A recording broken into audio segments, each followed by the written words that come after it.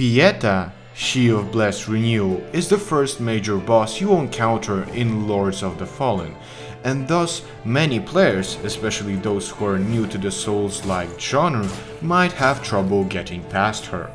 This video will showcase the best strategies against this boss and where to go after defeating her.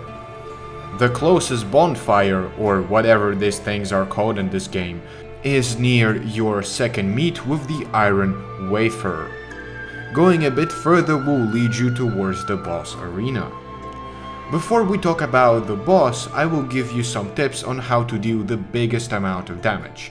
First of all, two-hand your weapon, or if you have two different weapons, you can dual wield them, which unfortunately isn't as broken as in Elden Ring, but still increases your DPS by a rather moderate amount. And second, don't use any charge attacks, as by executing two regular attacks, you achieve the same damage output much faster.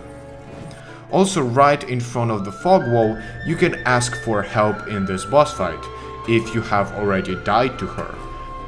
Now, unfortunately, I don't know what this actually does because I've beaten the boss on my own, but I suppose it will summon a companion to help you. If you use this feature, let me know down in the comments how it works. And as a small side note, that should be pretty obvious, this boss uses only holy attacks, so get armor that has the greatest protection against holy damage. O holy Aureus, by your radiance grant me the strength to continue to endure these dark days, to lay bare the path to salvation for my wayward brothers and sisters, so we may walk it together, and to strike down all those who would see our will defied. Even as our suffering continued, I honored my pledge of patience to the exactor. And yet you now appear before me, a stranger, bearing what was not yours to receive. A betrayal made flesh, and one I cannot brook. Pieta's attacks are rather easy to telegraph, but they still require you to learn their timing, as it's not super obvious. The main idea you have to understand about this boss is to not get too greedy. While being up close to you, she will execute swipes with her holy spear that extends itself, which can be a surprise when fighting this boss for the first time. Usually Pieta does two swipes and then stands still, allowing you to deal some damage. What I recommend you to do is to dodge 2 times and then hit her 2 times, as if you go for a third hit, she will most likely do a follow-up attack that you wouldn't be able to dodge.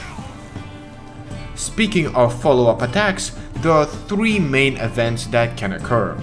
First, she can do 2 other swipes that will be different and have different dodge windows, but the strategy for them will be the exact same. The second attack she can execute is this Holy Slam.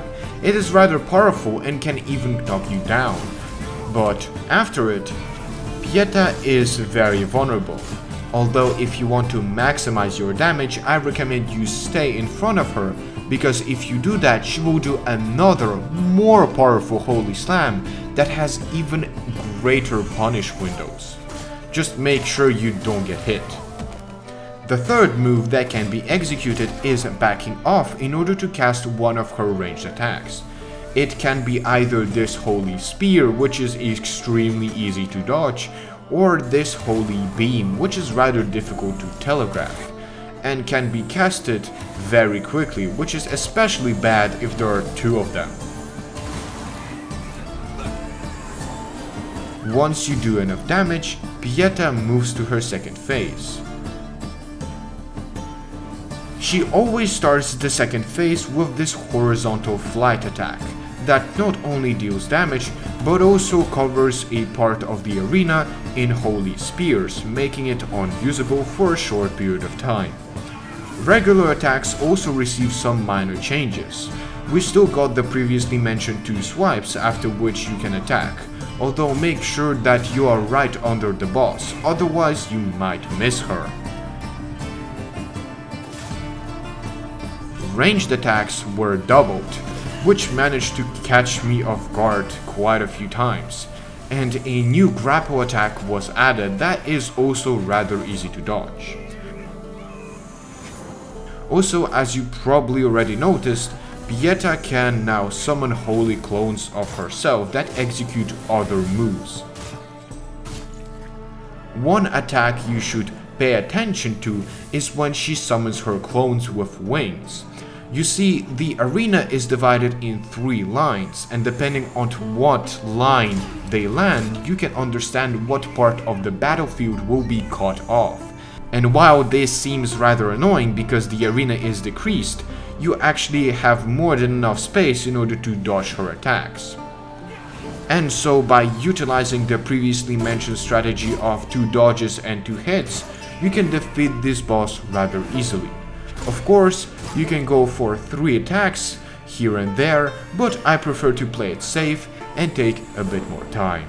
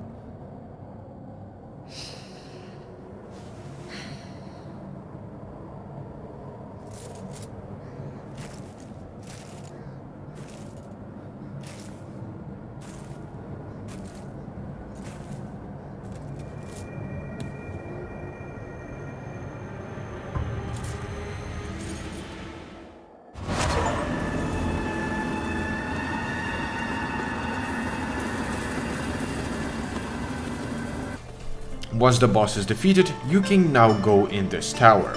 Going downstairs will lead you towards the game's hub, but if you go to the upper level, you can actually find a chest with loot.